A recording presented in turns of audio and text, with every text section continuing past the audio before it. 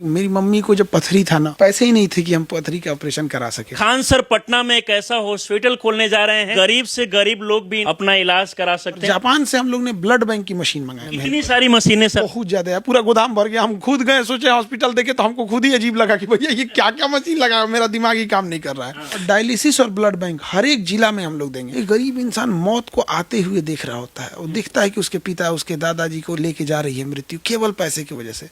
तो यहाँ वो बाधा ना आए, इसीलिए हमने चालू किया। सर ये बताइए कि फी कितना रहेगा? जहाँ यूपीएससी की फीस 2 लाख थी, उसको हम 4,000 में कर दी।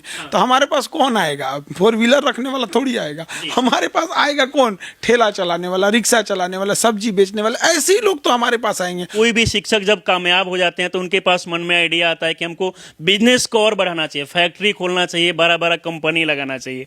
लेकिन आप हॉस्पिटल सर खोलने का प्रयास अपने जीवन में 10,000 20,000 लोगों की भी जान बचा सके तो समझेंगे कि हमारा जीवन सफल हो गया, क्योंकि समाज ने हमें बहुत कुछ दिया है। देखिए, आप सभी को पता है कि आज सावन का आखिरी सोमवारी है और सावन के आखिरी सोमवारी के दिन खान सर ने एक ऐसा ऐलान कर दिया जिसके बाद इनकी चर्चा इस समय पूरे देश में हो रही है। खान सर के बारे में आप सभी को पता होगा कि एक समय था जब गरीब बच्चे पैसे के अभाव में पढ़ाई नहीं कर पा रहे थे, लेकिन खान सर के आने के बाद गरीब से गरीब बच्चे जो है वो अपने सपने को पूरा कर पाते हैं। खान सर के बारे में बात किया जाए तो आज बड़ा ऐलान किए खान सर गरीब लोगों के लिए एक हॉस्पिटल खोलने जा रहे हैं, जिसके माध्यम से गरीब लोग कम पैसे में इलाज करा पाएंगे। सर हमारे साथ जुड़े हैं। आज सावन का आखिरी सोमवारी है सर, आप तिलक भी लगाए हैं, चंदन टीका भी किए हुए हैं। तो आज सोमवारी था और सावन का और अंतिम सोमवार था।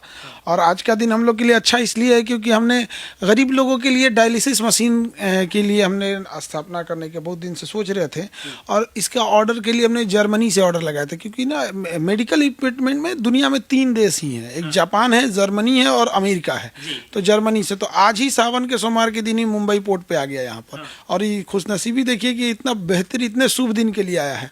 और बहुत सारे लोग जिनकी किडनी फेल हो जाती है तो उनके शरीर से, उनका शरीर किडनी ब्लड नहीं साफ कर पाता, वो यूरिन नहीं बना पाते हैं और उनके शरीर से पूरे ब्लड को बाहर निकालना होता है, फिर मशीन में फिल्टर करना होता है। इसमें 4-5 घंटे टाइम लगते हैं, फिर वापस ब्लड को शरीर में भरा जाता है। तो ये प्रोसेस में अगर जिसकी किडनी फेल हो जाती है उसको हफ्ते में 3 बार डायलिसिस कराना होता है, यानी महीने में लगभग 12 बार। तो उसको मंथली 50-60 हज़ार खर्च हो जाते हैं। तो इसी को ध्यान में रखते हुए हम लोग ने डायलिसिस मशीन सर आप चाहते तो देखा जाता है कि जैसे कि एजुकेशन के क्षेत्र में बहुत सारे बच्चे को कम पैसा में आप पढ़ाते हैं, लेकिन आपके मन में आइडिया कहाँ से आया कि मुझे ये क्या बोलते हैं कि मेडिकल के क्षेत्र में भी कुछ करना चाहिए? देखिए, हमने मरते देखे हैं लोगों को। गरीब इंसान की जिंदगी की कोई वैल्यू नहीं है। अब जैसे कोई डायलिसिस का मरीज है, उसकी किडनी फेल हो गई है और उसको हम हर मंथ 40 से 50 हज़ार लगेंगे। अब कोई सब्जी बेचने वाला है, कोई ठेला चलाने वाला है, उसको तो नहीं है पैसे। अब उसका गार्जियन, उसके घर वाले देख रहे हैं कि अब इसको डायलिसिस नहीं हो सकता है, क्योंकि हर मंथ हम कहाँ से लाएंगे, घर द्वार गहने बिकेंगे।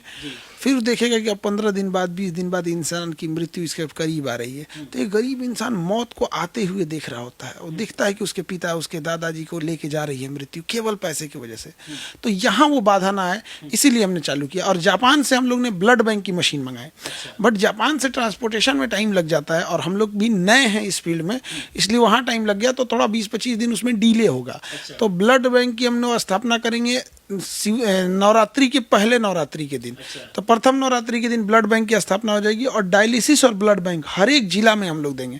हर जिला में वहाँ पे किसी को भी जरूरत लगे तो, अभी क्या होता है, कहीं जिले में एक्सीडेंट हो गया, एक्सीडेंट में ऑटोमेटिक ब्लड लॉस हो जाता है। अब डॉक्टर रिफर करेगा कि आप पटना लाइए, 4 घंटे रास्ते में लगेगा, ब्लड लॉस है। तो अगर ब्लड बैंक है तो वहाँ ब्लड चढ़ा के ले आओ भैया, जो लॉस हुआ है कम से कम मेंटेन तो करेगा। यहाँ जो पटना का डॉक्टर है उसको कुछ तो मिले। अब एकदम लास्ट मोमेंट पे ले आएंगे तो भगवान थोड़ी है, वो भी डॉक्टर को लोग कहते हैं कि डॉक्टर ठीक नहीं है। तो ये हर डिस्ट्रिक्ट में और हर जगह डायलिसिस और ब्लड बैंक खोलेंगे ताकि गरीब लोगों का भला हो सके। आज सोचिए कि इससे पहले आप सभी को पता होगा कि खान सर गरीब से गरीब छात्रों को कम पैसा में पढ़ाते हैं।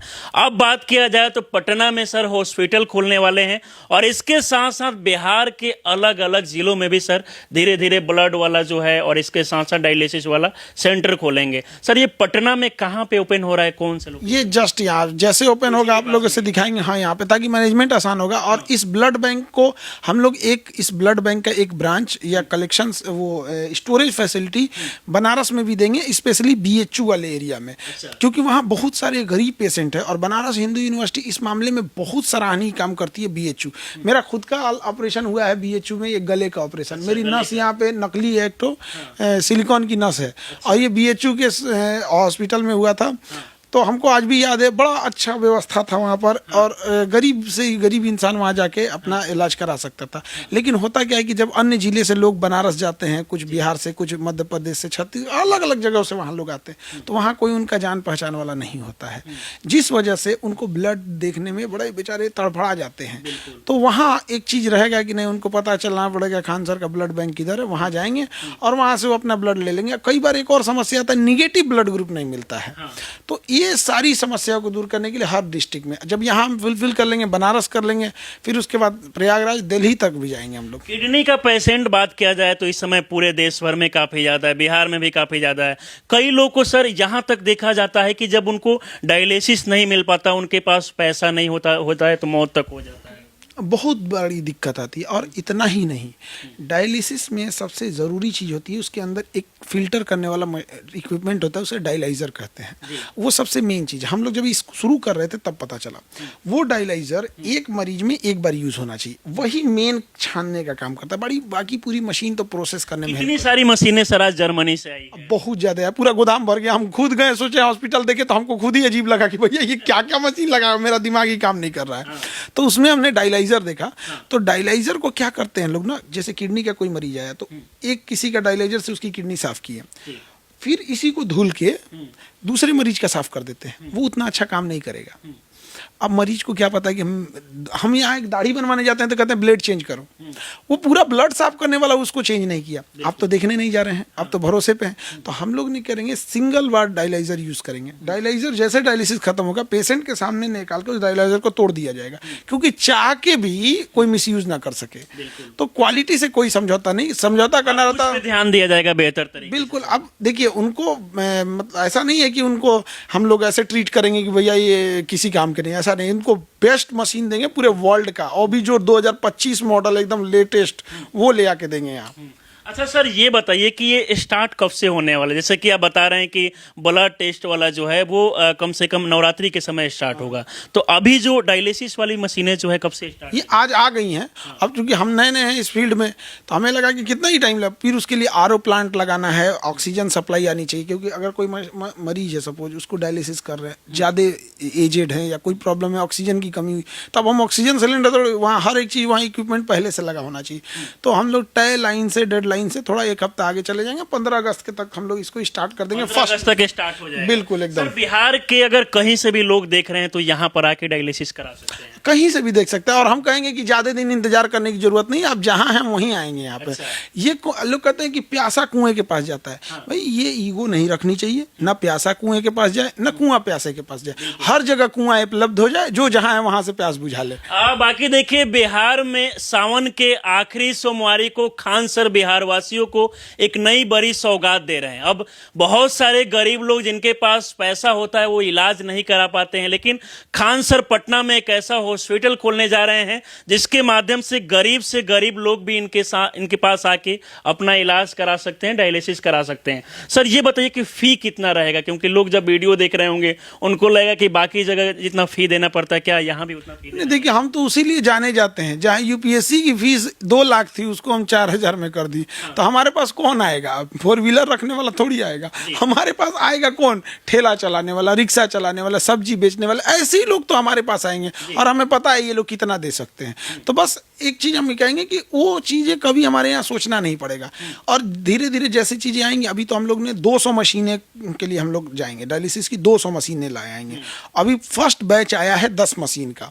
तो 10 मशीन पे हम लोग हर महीने लगभग 800 से 900 डायलिसिस कर पाएंगे, क्योंकि मशीन जो होती है ना 4 घंटे से 5 घंटा टाइम ले लेती है, क्योंकि एक मशीन पे डायलिसिस 4 घंटे होगा, फिर उसका डायलाइजर चेंज करना है, पाइप चेंज करना है, फिर उसको सैनिटाइज करना होता है, उसके बाद करेंगे। तो एक मशीन एक दिन में 3 लोगों का कर सकती है। तो हम लोग हर महीने फिलहाल इस सेंटर से 1000 लोग का करने के लिए, हजारों लोग का मतलब एक महीने में एक टारगेट रहेगा।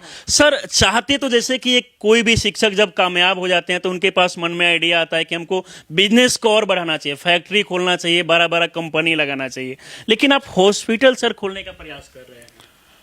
अब हम देखे हैं, जो मेरी मम्मी को जब पथरी था ना, तो गाल ब्लेडर में पथरी था और बड़ा साइज का बड़ा हो गया था पथरी, और पित्त की थैली में पथरी फट जाता है तो इंसान बच नहीं पाता है, बहुत क्रिटिकल हो जाता है।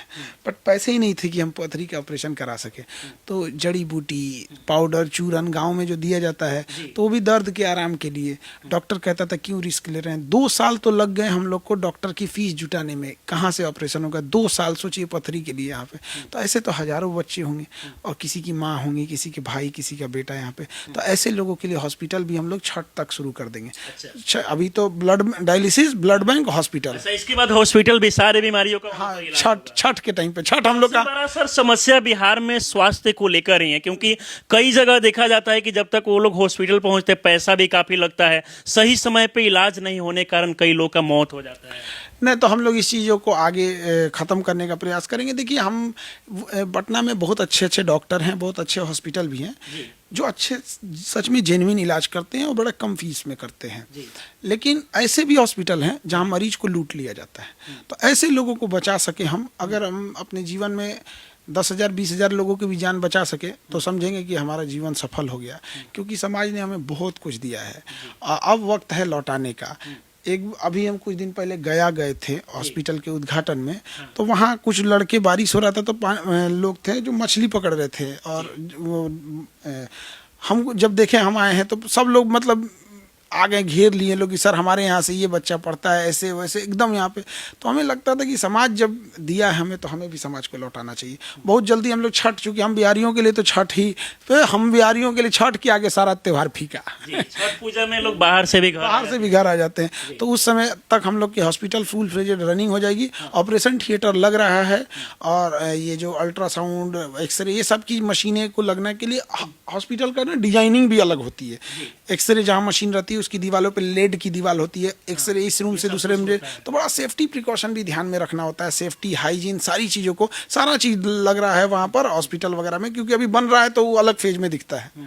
देखिए, बाकी आप सभी को पता होगा कि शिक्षा के बाद अगर किसी सबसे ज़्यादा समस्या से लोग ग्रसित होते हैं तो वो है स्वास्थ्य, और इसको लेकर खान सर लगातार प्रयास कर रहे हैं कि गरीब से गरीब लोग जो है इनके पास आके इनके हॉस्पिटल के माध्यम से इलाज कर पाएं और कहीं ना कहीं उनको भटकने की ज़रूरत नहीं पड़े।